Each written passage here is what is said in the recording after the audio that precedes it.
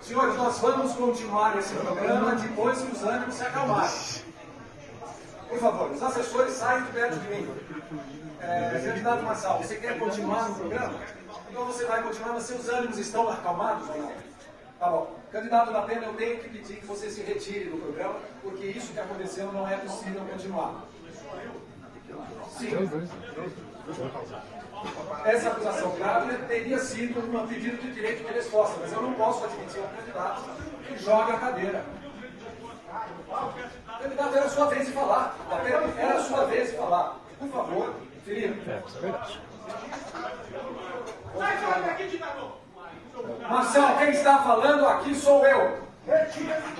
Candidato da Pena, por favor, se retire. Não, vai se retirar agora. Quando voltar ao ar, eu vou anunciar o que aconteceu.